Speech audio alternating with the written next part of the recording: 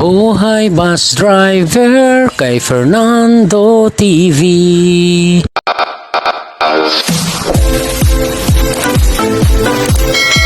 Welcome aboard to DLKE. Good morning mga kamanabila, alas 6 ng umaga. Time check tayo, alas 6 ng umaga. Kagigising lang natin. At ngayon ay October 28 na. October 28 na, nandito pa rin tayo sa San Fernando. Ayan yung munisipyo nila. Ngayon lang tayo nakarating ng sentro ng San Fernando mga kamanubila. Dito na tayo mag-intro mga kamanubila ng ating update sa ating biyahe. Pang 7 days na stranded na natin mga kamanubila. Ayan o. Nandito tayo sa palengke ng San Fernando, Camsur. Shout out kay Sir Francisco Tan at kay Ma'am Joby Nolioratan, taga rito sila. Ayan, nakaligo na tayo mga kamanubila, nakiligo tayo doon sa unahan.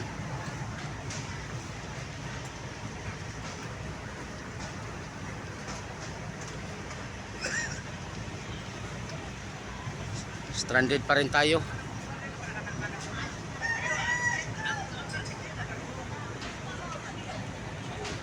Samahan nyo ako ulit mga kamanubila sa ating 7 days stranded update. Right, di pa rin tayo nakalabas dito sa San Fernando. Right mga kamanubila, punta muna tayo ng simbahan ng San Fernando. Kasi may misa ngayon kahit Lunes, kaso nga lang di tayo umabot. Katatapos lang natin maligo, katatapos lang din ang misa. Pero papasok na lang tayo sa simbahan para magpasalamat tayo sa mga binigay ng Panginoon sa atin sa malakas na pangatawan, sa mga grasya. At lagi tayong iniingatan sa mga biyahe natin sa araw-araw, sa mga hanap buhay natin. Punta tayo ng simbahan mga kamanubila.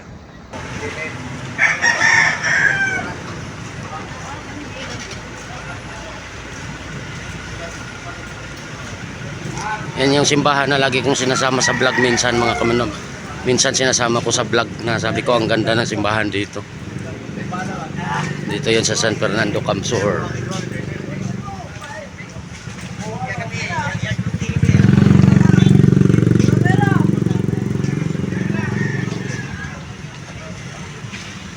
Tawid tayo mga kamanubila. Haba na ng pila. Oh. Yata tayo makaalis dito sa San Fernando. Ayan o.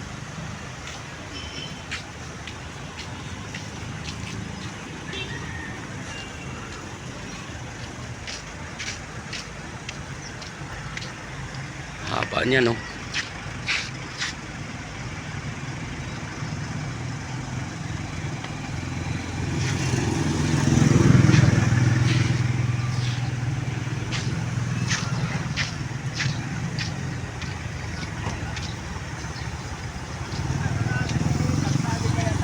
Abot na yata sa Sipokot tong traffic na to mga kamanubila. Gandun yan no. Oh. Abot na yata sa Sipokot yan. Ito yung simbahan nila mga kamanubila. Pasok muna tayo ng simbahan. Gandang ganda ako dito sa simbahan nila. Buti tumapat tayo dito sa simbahan. Tapos na yung misa. Katapos ko lang di maligo. Ano?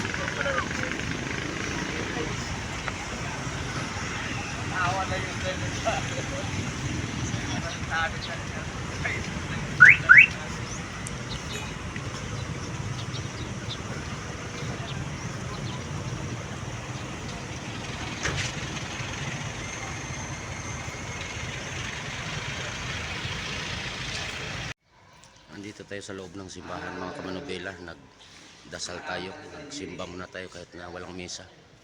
Pumasok tayo ng simbahan para magpasalamat sa Diyos sa lahat ng binibigay niya sa atin.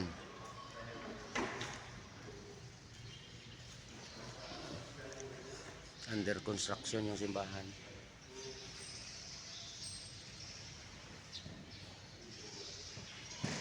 May mga scaffolding, under construction siya. Pinipinturahan yata. Alright mga kamanubila, shout out sa mga dugong palaban dyan o, nasa likod o, yan o. Eh si Intay, inabot na ng birthday dito sa biyahe. Ayan o, nagpansit kami at saka spaghetti. Wala akong nakitang ano, yung cake na ano, Cupcake. Nalagyan ko sana ng kandila.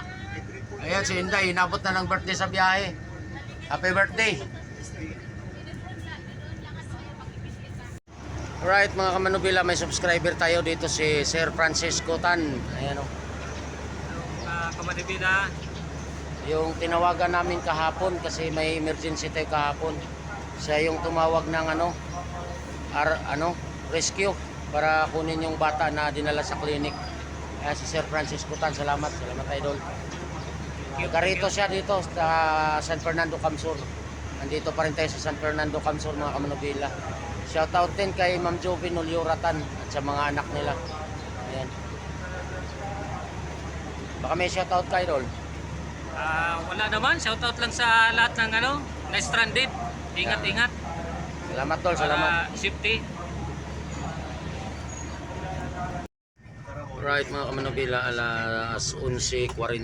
Nandito na tayo sa boundary ng San Fernando at sa Milaor. Ayan na yung baha oh. Gusto lang dagat na yung palayan. Gusto lang dagat ang palayan. Dito pa lang yan sa bungad. Sa bungad pa lang yan mga kamanubila. Wala pa yan sa sentrohan talaga ng baha. Oh. Maswerte yung isang kalabaw, nakaligtas pa talaga oh. Swerte yung kalabaw, nakaligtas oh. Kaya lang wala na siyang kakainin, tubig na lang.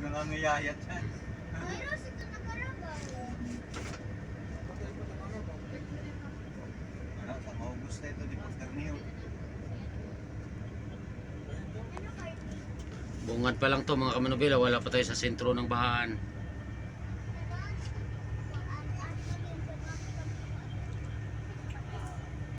Lawak ng tubig na nangyari dito sa Bicol mga kamanubila, pero tubig na. Oh.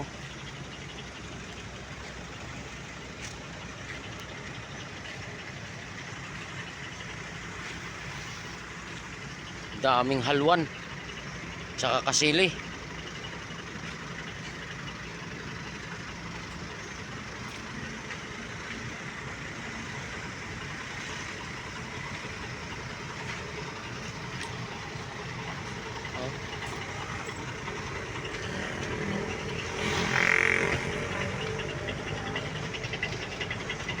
Tubig ng Kabikulan.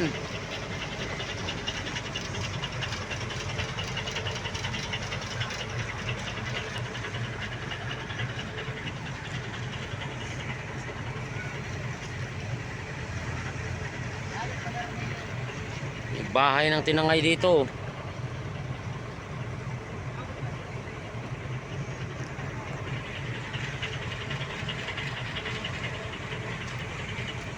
Daming sili oh, nasira oh.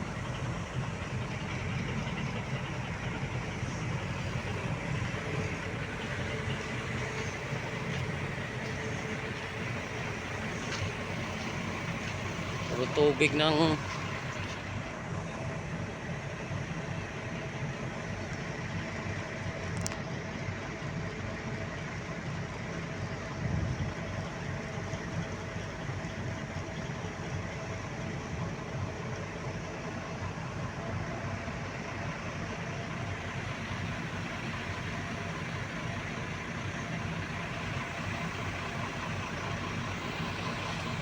bahay mga kamanubila, lumubog oh, hanggang bintana yung tubig oh.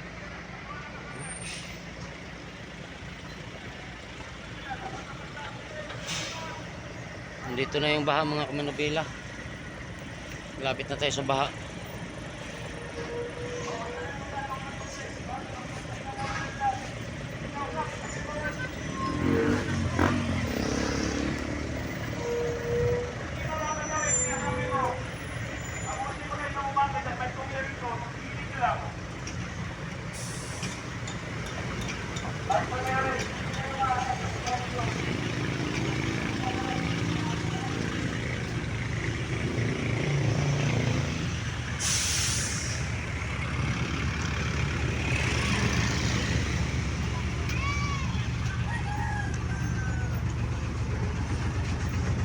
Manubila, waha yung kalsada pero mababaw na.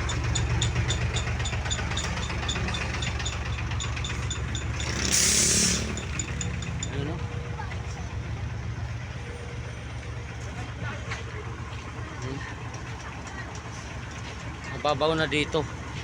Ayun oh.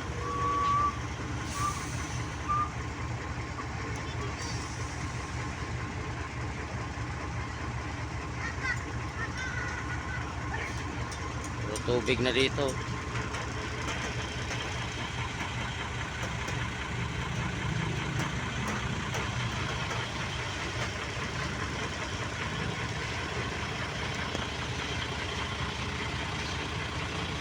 Side mga kamanubila, ayan o. Swimming na yung mga bata.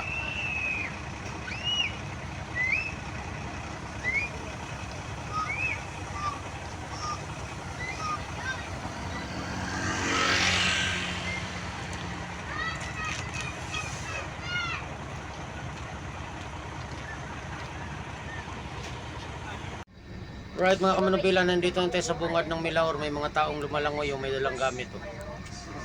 Vlogger, Ayun o. Ayun o. Zoom. Oh, wawa naman o. May galon pala isa.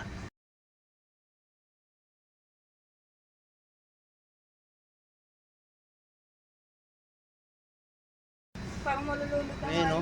Wawa naman o. Na, nilipad pa nga yung gamit. Malalim talaga ang tubig dito mga kamanubila. Kita mo sa bakat ng tubig na sa second floor. Meron pa nga doon, oh. Abot sa second floor yung ano ng tubig. Nagdadala ng gamit, oh. Ayun. Abot sa second floor yung bakat ng tubig. Gamit na galon ng isa. Ako yun, lunod na ako. Namumulikat ako sa ilalim ng tubig, eh. Ayun. Bumaba na lang to ngayon mga kamanubila, pero nung mga nakarang araw hanggang second floor ng bahay. Mayroon nga bahay doon na videohan ko na hanggang bintana. Ayun, puro tubig. Right mga kamanubila, alas 5 ng alas 4 pa lang pala. Ay alas 5. Alas 5 ng hapon, papasok na tayo sa Milaor Sentro. Ayan na yung mga pinag-iwanan ni Christine. Kitang-kita na sa mga mata natin yung mga pinag-iwanan ni Christine. Ayun o. Kawawa yung mga taga Milaor. Taga Bicol, pati sa yata, Libon. Talaga naman pagkakalikasan na ang may gusto, walang magagawa ang tao. Pausad-usad lang tayo mga kamanubila. Bagal pa rin ang takbo, pausad-usad lang. Parang dilyo. Lakas ang karit ng tubig.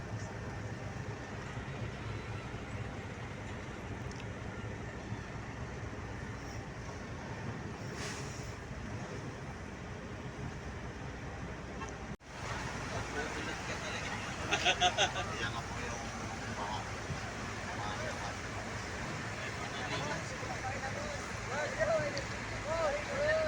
Hindi ka may pera. Parehas lang tayo, isang linggo na rin kami. Oo, hindi. Hindi kami sa inyo. Iyan yung po lang, kami na mag-iisa. Kami na nga nang buburaot din. Nakapurawan na sa anak kami. Hindi na nakakayunan kami.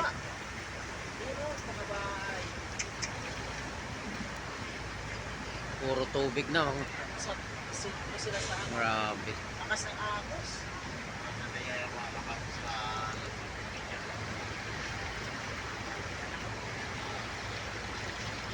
Ang haba ng may tubig, mga kamanubila. Mga mahigit 1 kilometro yata to, yung haba ng tubig. Ang lakas pati ng current. Lalo na siguro nung kalakasan ng bagyo, baka napakalakas ng current nito. Kasi ngayon medyo hupa na nga siya, pero malakas pa rin ang current ng tubig. Malakas pa rin. Ayun, kung mapapansin nyo, ang lakas ng takbo ng tubig.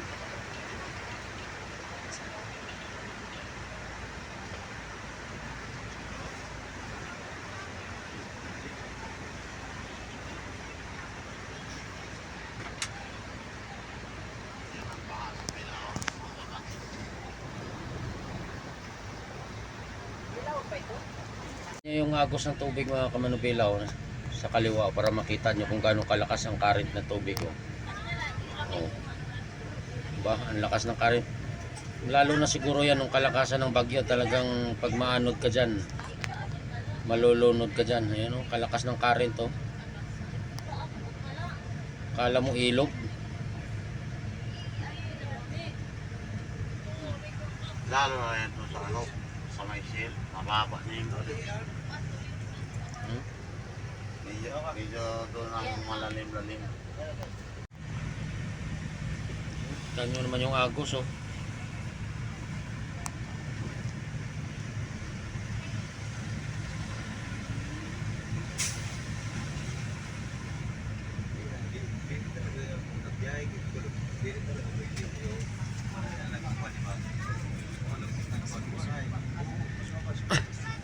Sinubukan niya, nakamotor o tiring. Kulit na kulit. Daming sirang bahay. Titirik at titirik kayo dyan. Labay, tinirik din, oh.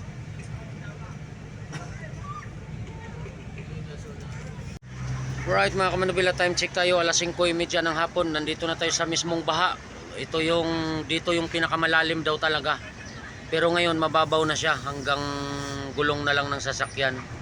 Bumabaw na siya. Ang problema lang kasi dito mga kamanubila, yung mga sasakyan na inanod ng baha, nandyan daw sa kalsada sa sentro ng Milaor. Kaya matraffic, hindi makausad ng ayos. Ayan, oh. Oh. Kaya maghapon tayo, simula lang sa San Fernando hanggang dito. Buong maghapon, hindi pa tayo nakatawid ng Milaor. Pero napakalapit lang ng Milaor at saka San Fernando mga kamanubila. Mabagal lang, ganyan lang yung usad-usad, oh. Halos wala pa nga yatang 10 km per hour yan. Yan, oh. Ganyan lang ang usad mga kamanubila. Ito daw talaga yung pinakamalalim, pero ngayon mababaw na. Mamabaw na siya, yan, oh.